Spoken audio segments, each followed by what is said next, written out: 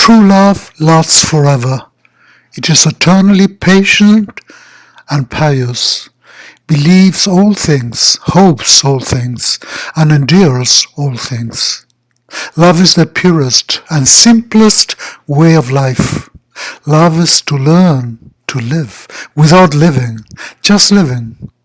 When you live within life, you are full of love. Even Jesus and the Buddha, they describe it the same way. Love is always there. Wherever you look at, there is love. We are the ones who disappear. Namaskar, my friends. Here, Devadatta from Dallas. Welcome to another session of Tu Poder Cuántico.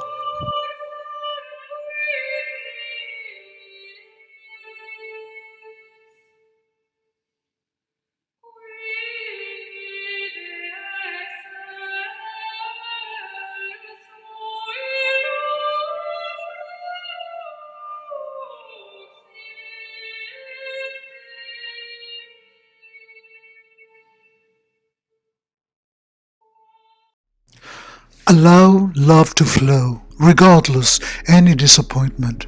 Love allows humanity to flourish. We have been taught to have a divided mentality, a subconscious or self-conscious and the external reality, or ego, and the universe. You get up in the morning, immediately thinking, oh, I have to do this, I have to do that, I have to go here, I have to go over there. I hope they finish the project at the office.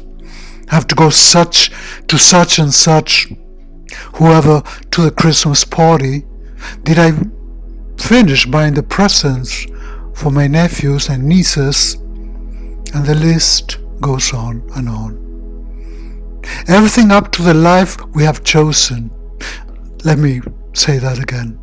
Everything up to the life that they have chosen for us, for you. And that distances us from the consciousness. Everything is an obligation that has been imposed on us. It's not even ours, but we follow the rules like a religion. Like a religion. Daily life makes us forget of who we really are. Our divided mind, that divided mind, will never be able to understand the sense of being free, of being really free, of freedom, the sense of power, the sense of truly being.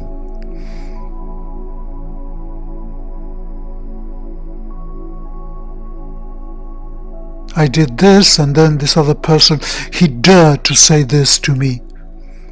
Who does he think he is? It's so funny. The human being can be the funniest of the Muppets in the universe. He and his ignorance. Always judging, always criticizing, always demanding. Managing your external reality as you please doesn't mean you got that freedom. Because having a choice is not having freedom. Because having a choice, you can choose this or you can choose that. That's all. Your divided mind is still looking to choose between the pleasure of something that makes you happy or the pain of something that doesn't. Your ego is the one that chooses. It's not you. The best pleasure is the one that you are not waiting for. A sunset, walking by the beach, walking under the rain. I like that. Laughing at a joke of somebody.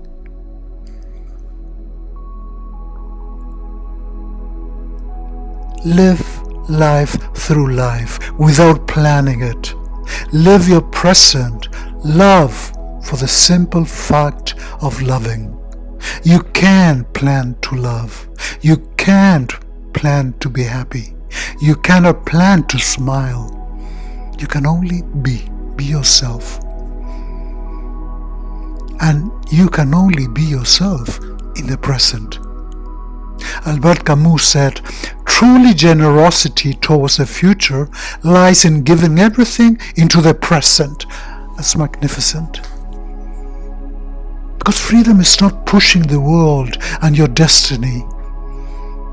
Being free is not saying whatever you feel like saying, regardless of the result.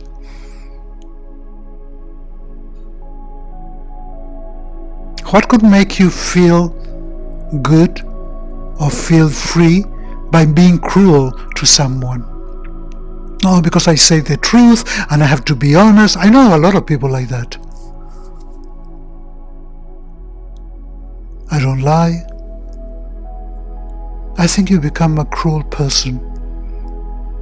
How ugly, no? To be bad. Two very not nice words, ugly and bad. I remember many years ago, I had a group of readers in the internet. Actually, they got to be like 3,000. For me, that was a lot. And it was called Correo Olvidado, it was called Forgotten Mail. So every Monday I would publish up a poem, which very soon I'm going to be publishing a book of my poems. And one day I got this email of this person, this was a lady, very upset and very offended because how dare you to send me, to put me in your email list if I didn't allow it. And you see, I remember, I think that the first reaction was, how dare she to say that to me? How dare she not to like my poems? Who is she? But then I said,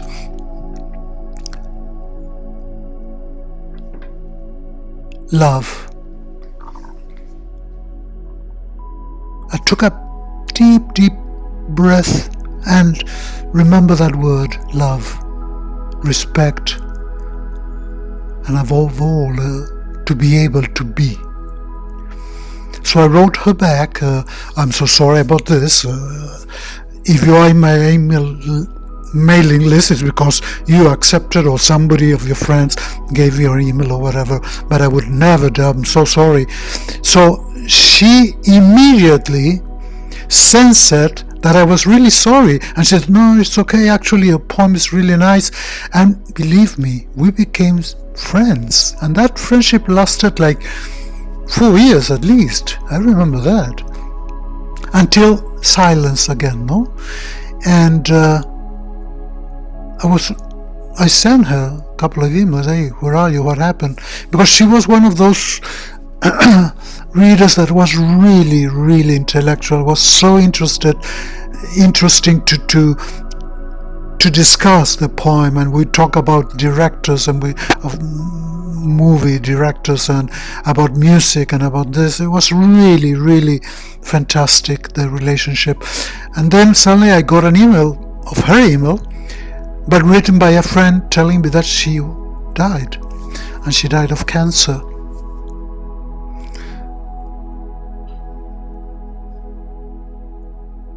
And I think that she's one of the first one that pushed me to, motivated me to help people with cancer with my meditations and with my yoga, and actually with a yoga center I want to open.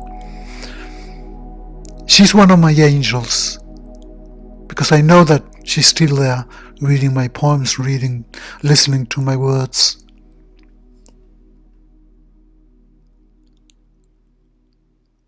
In any situation of anger, of hate, of fear, of discomfort, you get stuck in that situation as long as you want to get out of the situation. But if you don't react or you try to get out of it, you really notice and you realize that actually that moment of hate does not exist. We invent that moment. If you are aware of that moment without putting a title on that moment, without putting a name on that moment will pass very fast, like the morning to the afternoon, without a problem, and you will never even notice it. That feeling that's not marked, the feeling that follows behind that feeling. Hannah Arendt says that courage is what love seeks. I think that I can explain love with a morning like today. Cloudy, rainy, cold, wonderful. I love rain. Rain that will wash the pain of the last year, no? Rain that will wash all that energy that we don't want anymore for the new year. All that frustration of that hard year. A moment without time. A space where you can float. You feel floating and you don't feel your body. Just your presence. That's love. A space without space. A time without time. A pain without pain. Pain without pain. But this all only will exist in this complete calmness that cannot be shaken by that future that doesn't exist, that future that we continue inventing. Therefore, the only valid time to love is now, the present. So pick up the phone and say, hey, brother, I really love you. Don't say tomorrow I will do it. Do it now. And that will change your life. The now changes your life because it's a continue opening new spaces, new opportunities, new life.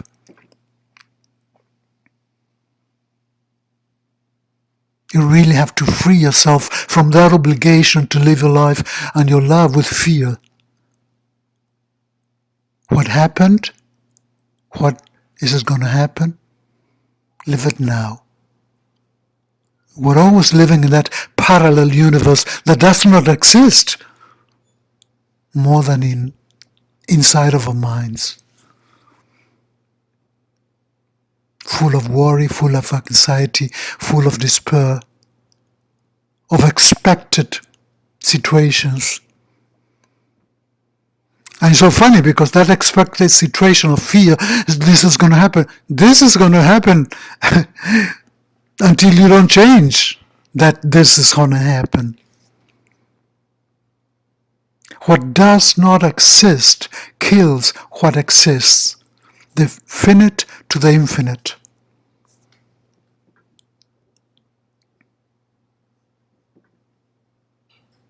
Because love is a natural feeling. Just watch a baby. Love is that truth that's very much beyond our thinking. Compassion, generosity, empathy, comprehension, respect. All those wonderful faces of love. All those wonderful rays of light through the prism. You put a prism with light and it will expand. That's love. Love is not waiting or loving. Love is not judging, not demanding. It's hearing without hearing. It is speaking without speaking. It's sharing the silence of your soul to be able to hug life. Love is living in that no time of time.